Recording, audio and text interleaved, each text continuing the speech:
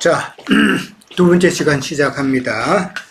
자, 14절부터 봐야 되겠죠? 자, 14절부터 봅니다. 나는 그리스도와 가이오 외에는 너희 중 아무에게도 내가 세례를 베풀지 아니한 것을 감사하노니 라고 나옵니다. 자, 오늘 이번 문제가 바울은 왜 그리스도와 가이오 외에는 내가 세례를 베푸지 아니한 것을 감사했다고 그렇게 표현을 했을까? 자, 이게 질문이에요. 왜 감사하다고 생각했을까요? 많이 안 한 거에 대해 여러 사람한테 안 한 게. 여러 사람에게 안 한 것을 감사했다. 그것도 이제 그러니까 여러 사람에게 했다면은 그 많은 사람들이 바울파 사람들이 되겠죠. 네. 그러니까 또 바울파의 그 세력이 커지는 것을 참 바울은 싫어했을 거니까 거기에 대한 감사하다고 말을 할 수도 있겠고, 또 다른 거는 그 다음 17절에 답이 나온 것 같아. 세례를 베풀게 하려 하심이 아니라고. 그렇죠. 그리스도께서 나를 보내시면 이 얘기. 신내교회 사람들한테 복음 전하세요. 그러니까 바울이 세례를 베푸는 것이 자기 목적의 사역이 아니다라는 걸 깨달았다는 것이죠. 그렇죠. 그러니까 잘못된 것을 깨달음에 대한 감사다라는 것이죠. 잘못된 것에 대한 깨달음. 그런데 바울은 이렇게 물세례를 주고 하는 이런 세례가 이게 하나된 세례가 아니다라는 것을 깨달아서 그것을 스탑을 했는데, 그러니까 그런 거 보면은 바울도 처음에는 잘못을 한 거예요. 뭐 잘못이라기보다도 미처 깨닫지 못한 거잖아요. 그러다가 점점점 밝아지는 과정을 거쳤다는 건데, 근데 이 세례 문제에 있어서만큼은 뭐 세상 교계 침례교라든지 대부분의 장로교도 그렇고 이 세례를 갖다가 꼭 해야 되는 것으로 그렇게 여기잖아요. 그걸 갖다가 보면은 바울이 말한 이 세례의 의미, 하나 되는 의미, 이런 것을 아직은 깨닫지 못한 것이 아닌가라고 우리는 생각해 볼 수 있죠. 그러니까 세례는 결국은 어디까지나 행식이잖아요. 그렇잖아요. 어디까지 행식이에요. 본질은 뭐예요? 말씀 전구로 인해 가지고 성령 세례 받게 하는 것이 이게 본질이잖아요. 세례의 본질은 그거단 말이에요. 그러니까 이 행식인 이 세례를 중요시 한다라는 것은 이게 바로 사람의 이 악한 근성이다라는 것이죠. 이 사람은 뭐든지 보면은 이 행식, 그 다음에 이 절차, 그 다음에 이 간섭, 여기에 다 묶여 있다는 것이죠. 우리는 그것을 한 번쯤은 생각해 봐야 된다는 것이죠. 그러니까 예배도 보면은 어떤 행식이 있어야 되고, 순서가 있어야 되고, 어떤 절차가 있어야 되고, 그거 포기 안 하잖아요. 그 다음에 어떤 기도할 때도 처음에는 하나님의 이름을 높여야 되는 그런 순서가 있죠. 그 다음에 죄를 고백해야 된다는 그런 순서도 있고, 그 다음에 소원하는 거, 간구하는 거 있고, 그 다음에 또 뭐 예수님의 이름으로 기도합니다. 뭐 이런 행식이 있잖아요. 그 행식에 따라서 하는 거. 이거는 온전한 건 아니다라는 것이죠. 그것을 우리는 생각해 봐야 되는데, 사실 세례를 베푸면서 세례라는 말이 어떤 의미예요? 나는 죽었다라는 거잖아요. 물속에 들어갔다라는 말은. 그건 나는 죽었다라고 하면서 그렇게 참 행식적인 물세례를 많이 베푸지만은, 그러나 여전히 자아는 살아서 움직이죠. 나는 죽었습니다 하고 세례를 받아놓고는 세례 끝나고 나오면은 뭐 내 자아는 여전히 생생하게 살아있다라는 것을 이제 보게 되는 것이죠. 이제 그런 것을 보면서 우리는 뭐를 느껴요? 단지 성령 세례만이 나를 파쇄시킬 수 있고, 성령 세례만이 내 자아를 복종시킬 수 있다라는 것이잖아요. 그것을 이해를 해야 된다. 자, 14절에 보면 그리스도가 나오죠. 누구예요? 사도행전에서 18장인가요? 나왔죠? 그 해당장이었죠? 유대인의 해당장이 참 개종을 해서 바울을 따랐다라는 것은 이건 대단한 일이죠. 예. 그냥 단순한 해당장이 아니잖아요. 예. 유대인의 성당, 해당의 해당장인데 개종했다라는 것은 이 그리스도도 참 대단한 사람이었다라고 볼 수 있고, 그 다음에 가이오라는 이름이 나와요.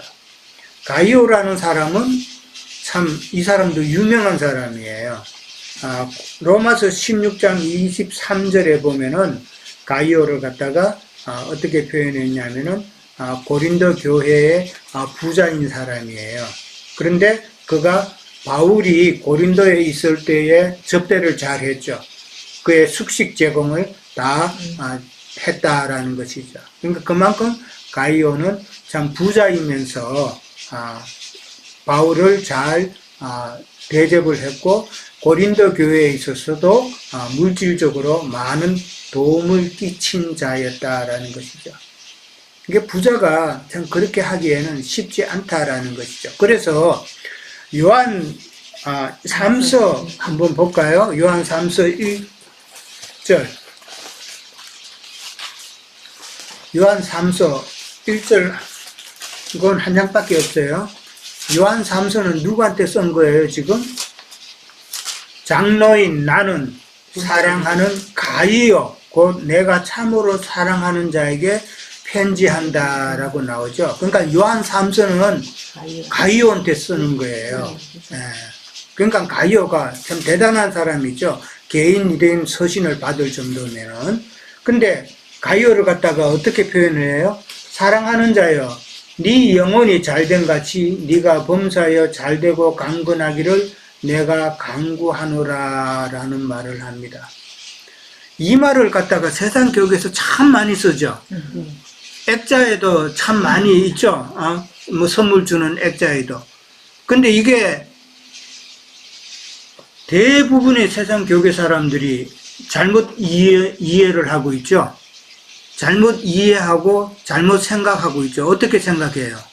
땅에서 잘 되는 거.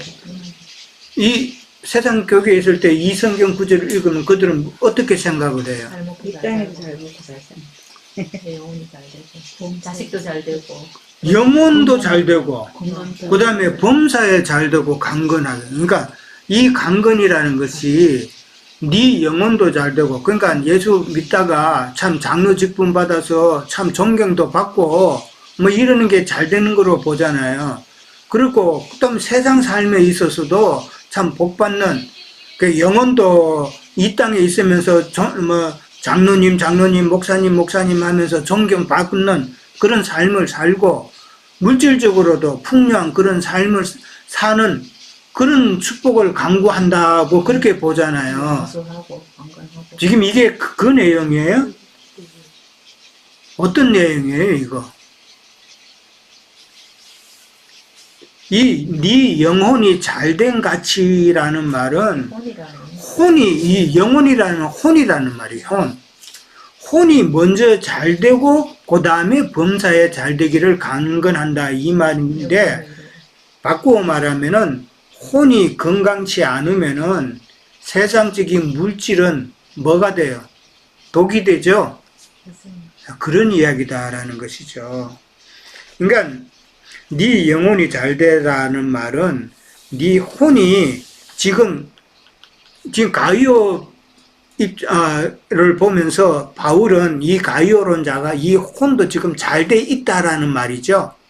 이제 어느 정도 온전함을 이룬 자라는 이 말이죠. 그러니까 부자이지만은 바울도 잘 대접을 하고, 그 다음에 고린도 교회도 물질적으로 많은 도움을 줬다 이 말이단 말이에요. 그러니까 가이오론자는 이미 부자이지만은 그 부를 갖다가 온전히 잘 좋은 곳에 하나님을 위해서 쓸 수 있는 그 영혼이 이미 잘 돼 있는 자다라는 말이죠.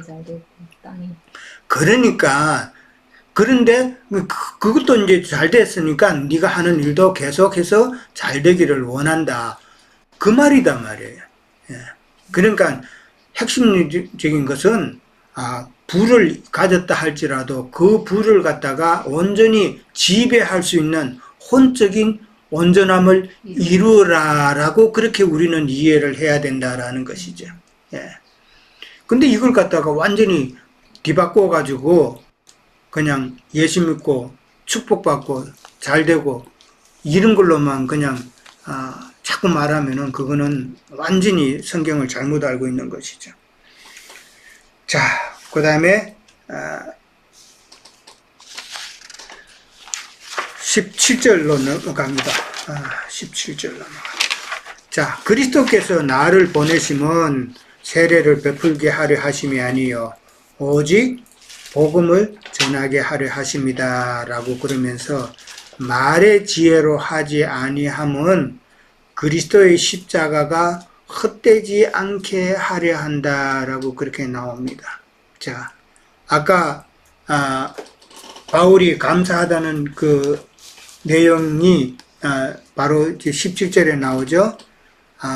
세례를 베풀게 하려 함이 아니다라고 깨달았다라는 것이죠. 그러면서 그리스도께서 나를 보내심은 세례를 베풀게 하려 하심이 아니요 오직 복음을 전하게 하려 하심인데, 근데 바울은 어떻게 전했다고요? 말의 지혜로 하지 아니하고 그리스도의 십자가를 말의 지혜로 하지 아니한 것은 그리스도의 십자가가 헛되지 않게 하려 함이다라고 그렇게 이야기합니다. 자, 이 말의 지혜라는 것은 무엇이고 그리스도의 십자가가 헛된다는 말은 그럼 무엇일까? 오늘 3번 질문이죠. 예. 자, 그리스도의 십자가가 헛되다라는 그 말은 무슨 말이에요?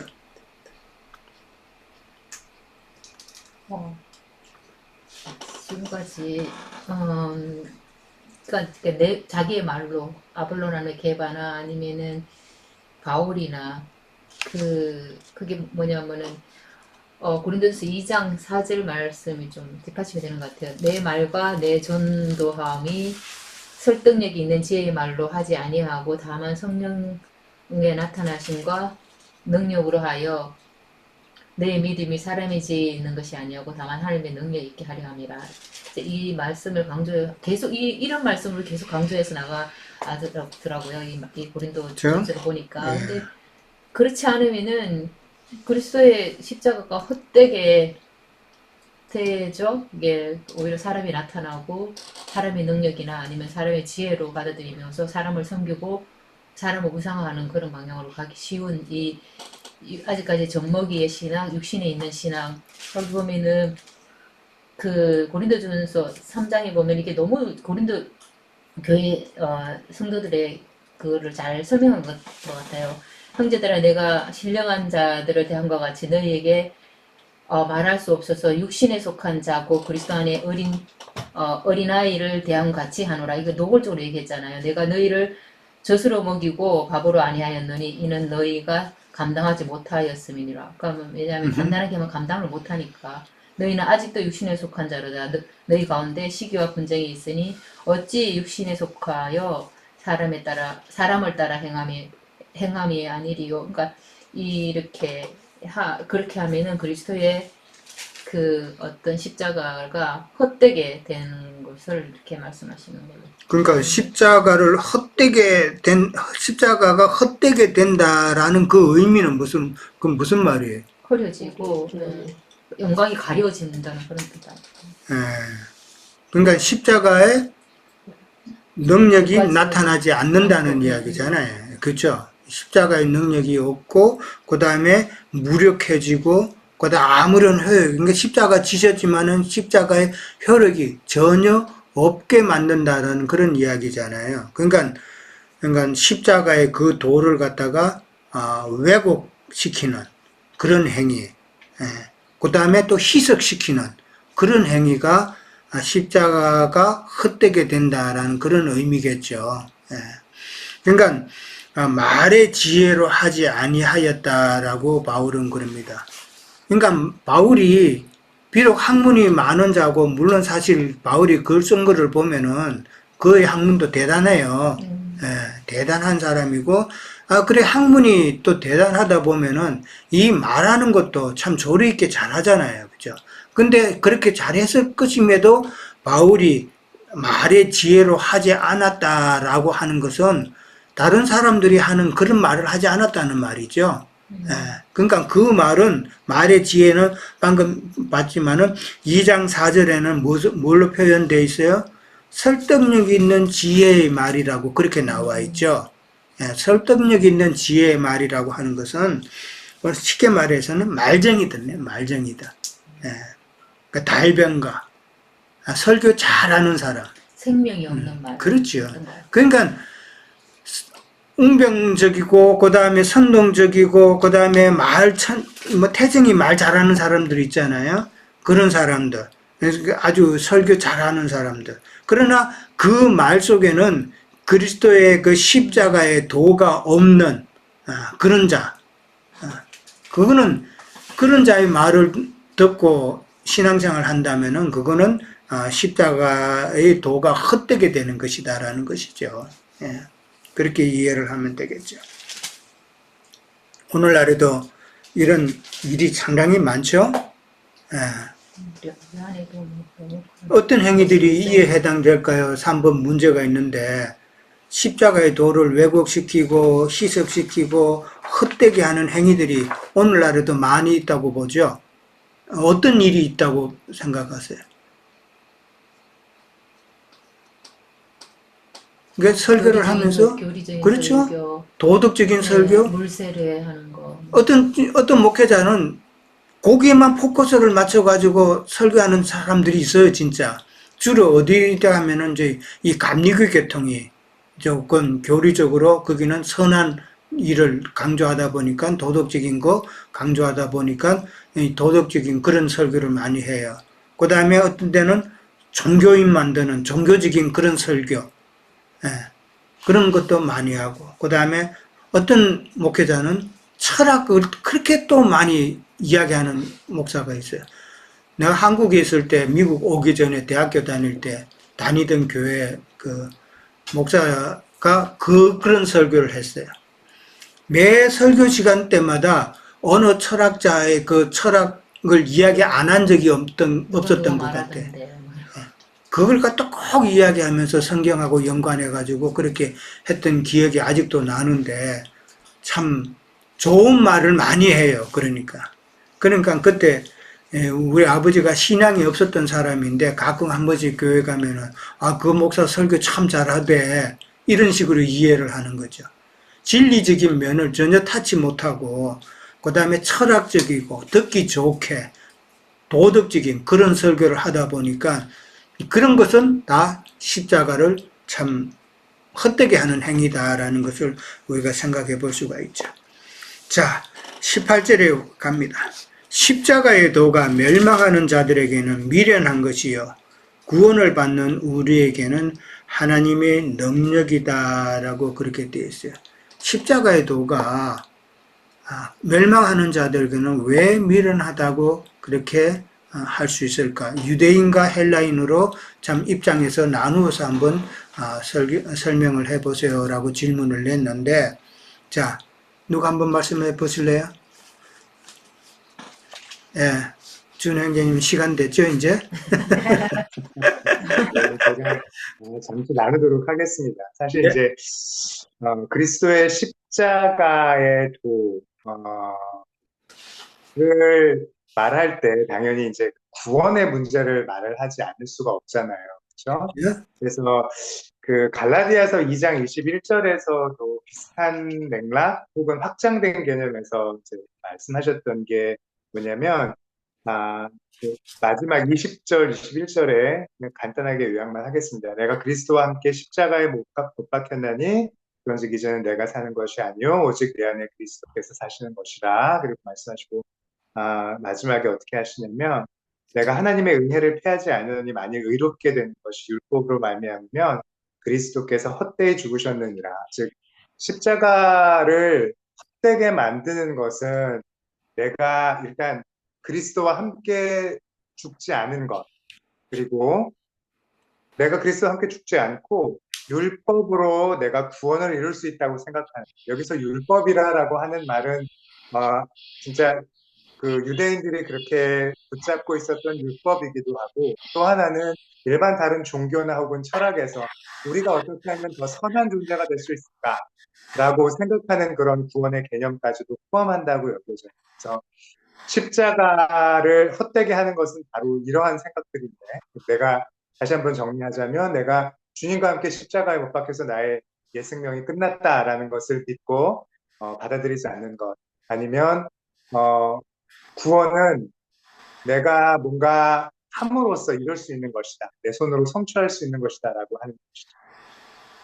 그렇기 때문에 멸망하는 자들에게 미련한 것이라고 할 때 멸망하는 자들을 두 부류로 이제 나눠서 설명을 하시고, 또 유영재님께서도 그렇게 보기를 원하셨죠. 멸망하는 자가 유대인, 즉 종교인들이죠. 그러니까 어떻게 보면 그것도 어떤 종교냐면 하나님에 대해서 오해하고 있는 그런 종교를 얘기하는 것이고, 또 하나 헬라인은 이 세상 지식이 많은 것도 있고, 또 그들은 그냥 일반적인 종교인들이라고 할 수 있어요. 그 아테네에서 사도 바울이 보고 정말 너희들은 종교심이 많구나라고 그렇게 말씀을 하셨던 것처럼, 그럼 왜 그들에게 이 십자가의 도가 미련한가?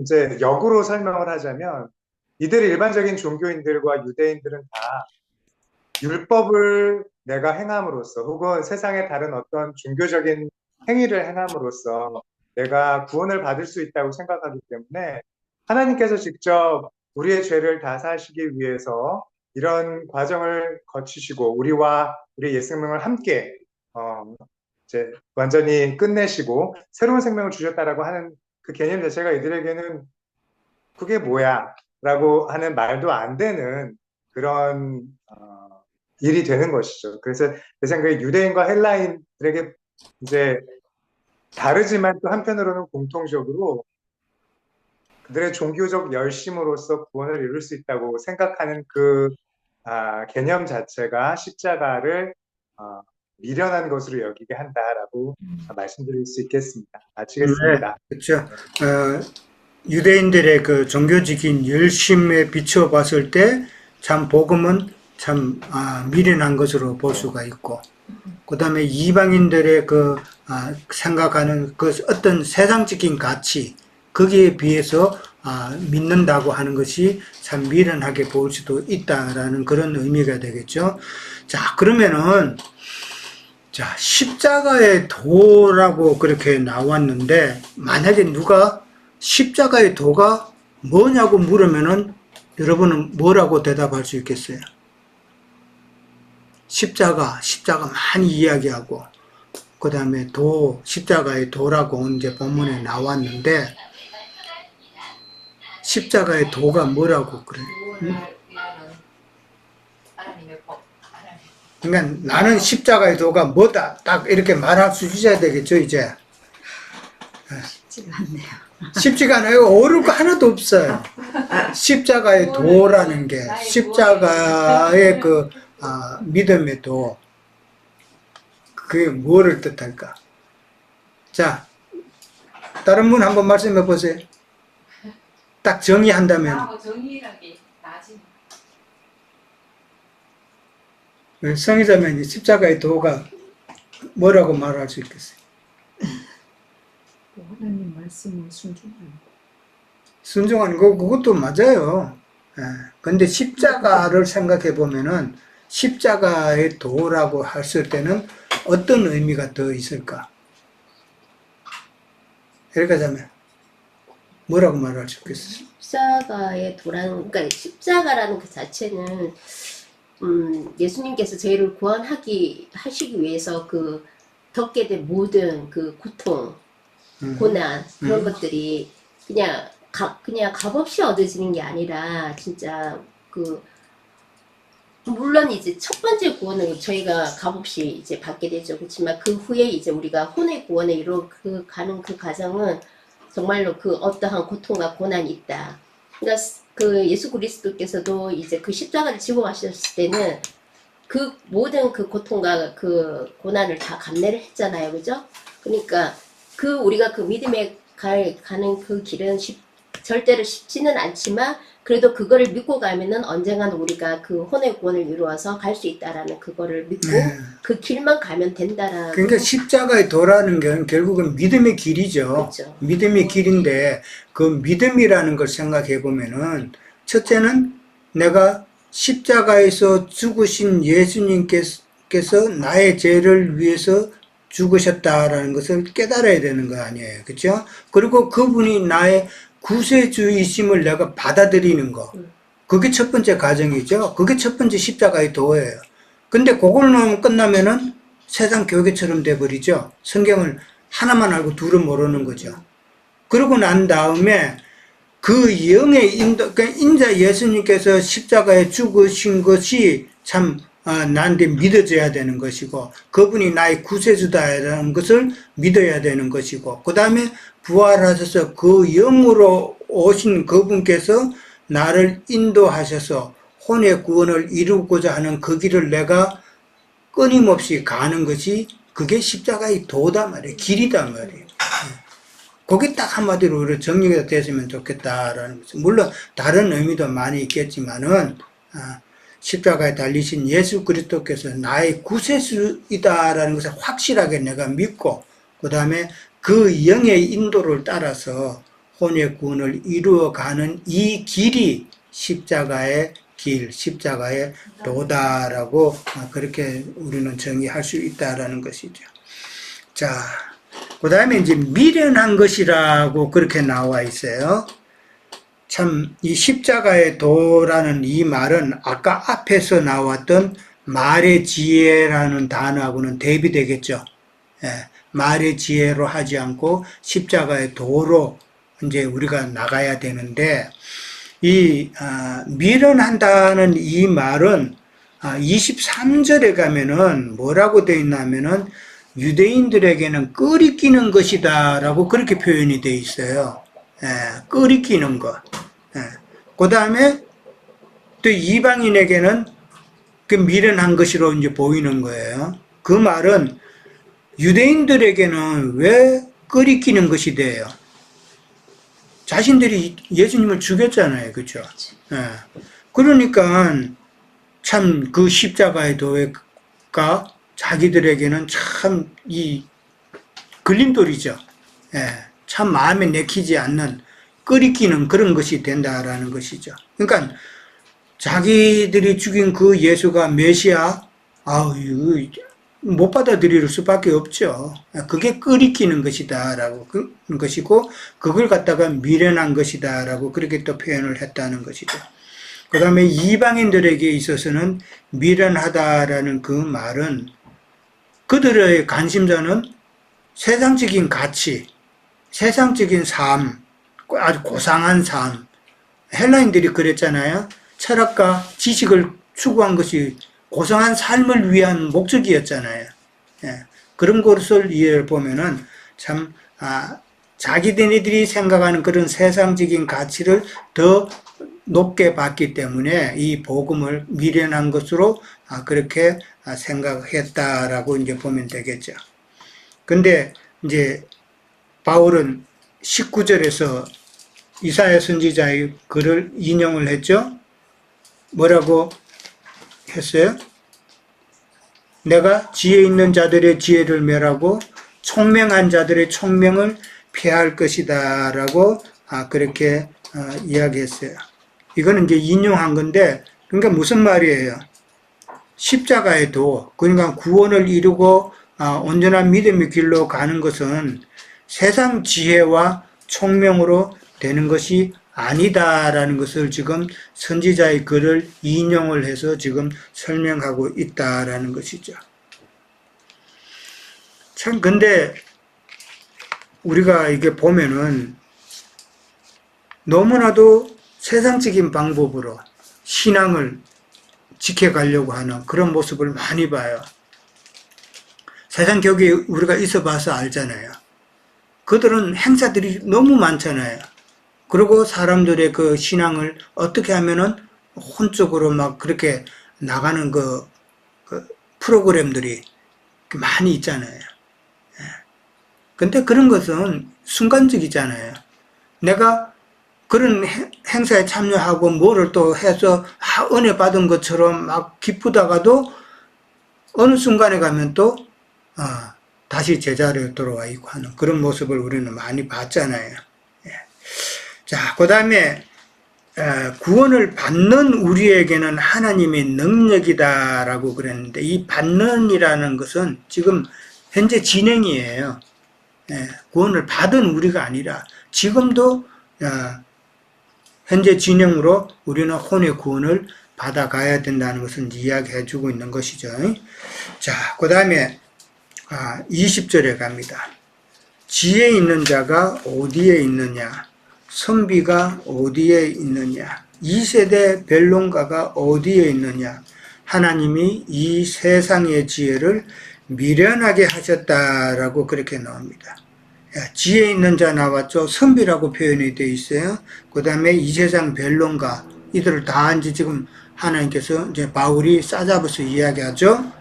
지혜 있는 자는 누구예요? 누구를 겨냥해서 하는 말이에요? 예수 그리스도. 지혜 있는 자, 여기는 헬라인을 염두에 두고 하는 말이에요. 헬라인 너희들, 지혜 있다 하는 너희들, 헬라인들. 그 다음에 선비는, 여기는 율법 교사들을 두고 하는 이야기예요.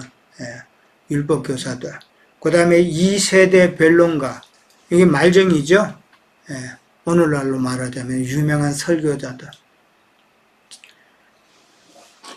이 세상 교회에서 아직도 그분 옛날에 큰 교회 이제 이신앙 하기 전에 큰 교회 이제 부흥회가 있고 그러면은 유명한 목사님들 오잖아요. 어떤 목사님은 참 말을 조리 있게 잘해. 또박또박 아주 조리 있게 잘하면서 상당히 온회가 돼. 근데 진짜 말재주가 너무 좋아. 그러니까 말에 사람들이 이 현혹이 될 수가 있겠다라는 것이죠.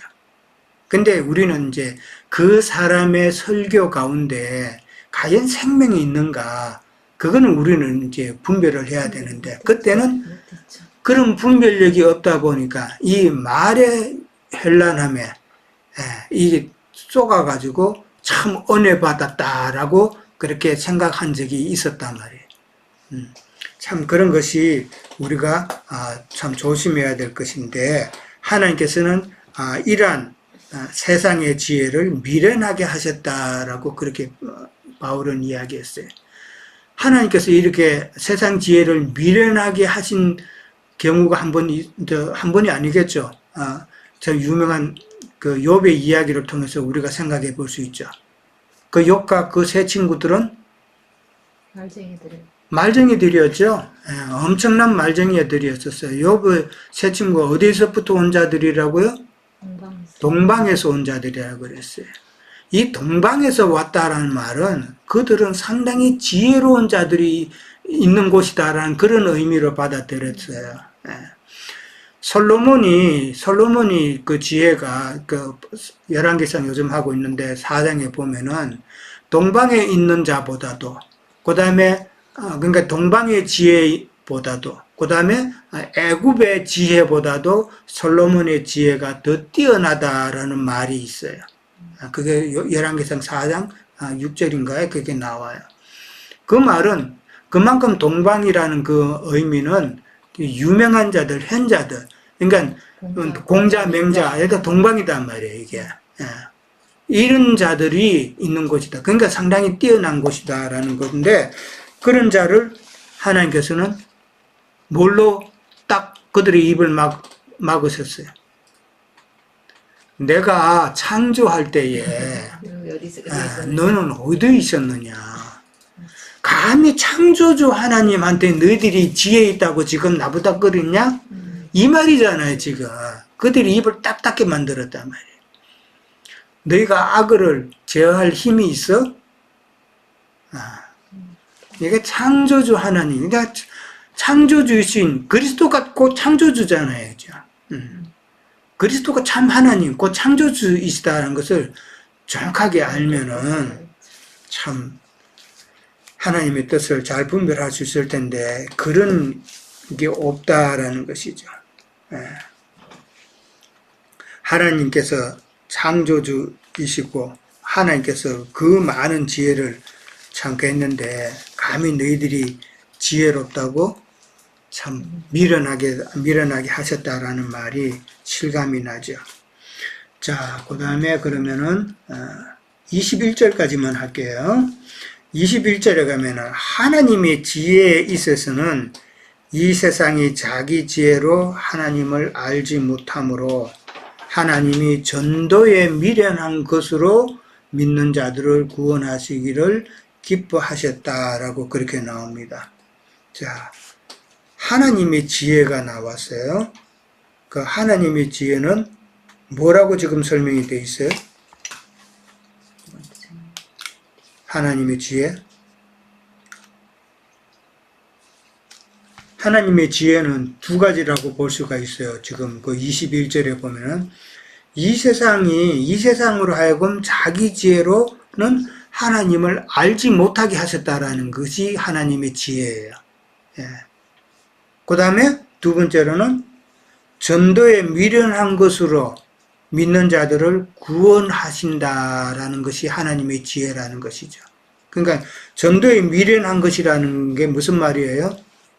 전도에 미련한 것으로 하나님께서 믿는 자들을 구원하시기를 기뻐하셨다라는 말. 이 전도에 미련한 것이라는 것은 무슨 뜻일까? 이 말이.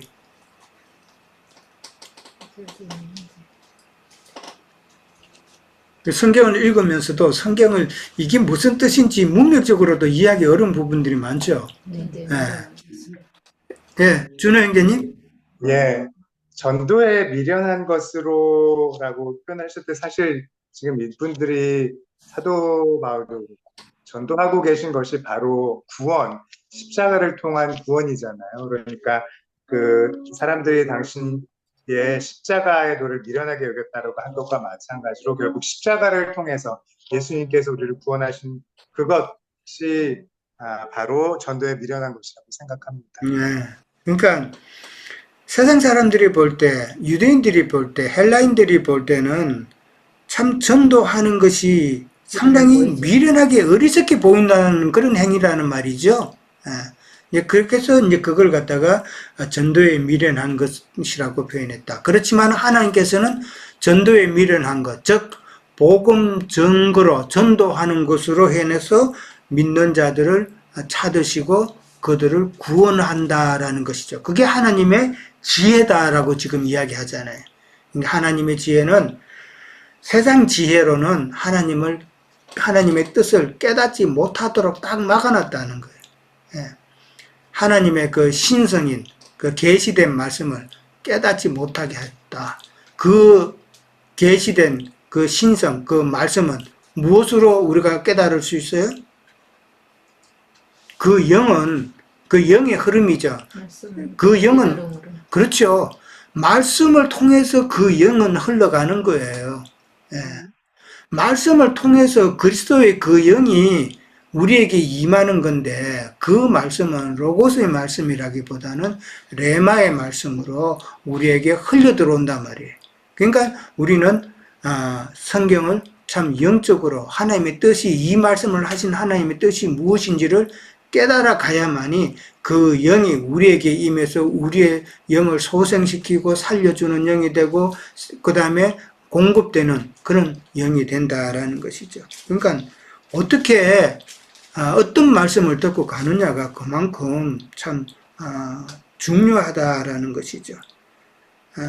그러니까 어리석게 보이는 복음 정보로 믿는 자를 구원하게 하시는 것이 하나님의 지혜고, 그 다음에 세상 지혜나 문자적인 지식으로는 하나님의 뜻을 알지 못하게 하셨다라는 것이죠.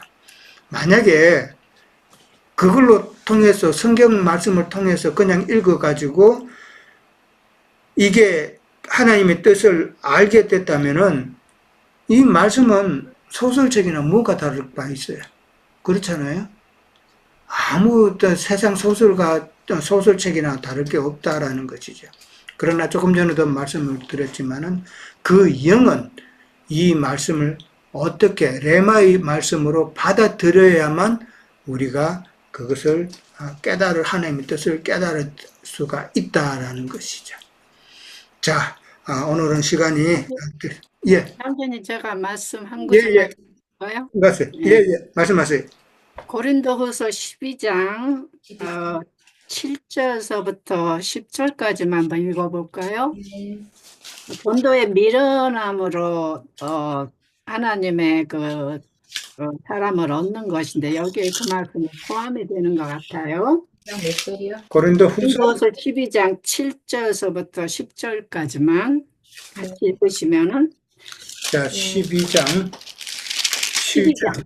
예, 12장 7절부터 10절까지요. 10절까지 예, 다 같이 읽습니다. 시작. 여러 계시를 받는 것이 지극히 크므로 너무 자만하지 않게 하시려고 내 육체에 같이 곧 사탄의 사자를 주셨으니 이는 나를 쳐서 너무 자만하지 않게 하려 하심이라. 이것이 내게로 떠나가게 하기 위하여 내가 3번 죽게 강구하였더니 나에게 이르기를 내 은혜가 네게 부족하도다. 이는 내 능력이 약한 데서 온전하여짐이라 하신지라. 그러므로 도리어 크게 기뻐함으로 나의 여러 약한 것에 대하여 자랑하리니 이는 그리스도의 능력이 내게 머물게 하려 함이라. 그러므로 내가 그리스도를 위하여 약한 것들과 능력과 궁핍과 박해와 공고를 기뻐하노니 이는 내가 약한 것들에 강함이니라. 예. 유대인이나 헬라인들이 전도의 미련함으로 여기는 것이 이런 육체의 고난을 받기를 싫어하기 때문에 주님의 말씀을 미련한 거로 여겨서 받지 않은 걸로 옮겼으니. 예, 예, 예. 또 잘 말씀해 주셨네요. 예, 참 바울은 육체의 가시가 참 많았다고 그렇게 이야기했잖아요. 그것을 결국은 하나님께서 만약에 바울이 그런 걸 다 제하여 주시고 바울이 말씀을 전할 때마다 핍박 없이 다 따르고 했다면은 와, 그거는 바울을 완전히 우상화 섬기고 결국은 사탄의 밥이 되게 하는 그런 내용이죠. 그러니까 우리가 믿는다고 할 때 이 믿음의 길이라는 걸 이제 어떻게 이해를 해야 되는가를 이제 오늘 지금 방금 읽은 본문에서 이제 우리가 깨달을 수가 있죠. 예, 그만큼 믿는다는 것은 세상 교육에서 말하는 것처럼 쉽게 그렇게 단순한 게 아니다라는 것을 우리는 또 한번 생각해 볼 수가 있죠. 자, 오늘은 꺼졌으나 보다. 원심자매님 잠깐 꺼졌나요? 예. 이렇게 자, 오늘은 그럼 여기까지 하도록 하겠습니다. 다음 주에 이제 마지막 부분하고 그 다음에 이제 2장으로 넘어가도록 하겠습니다. 자, 선자매님 한국 잘 갔다 오세요.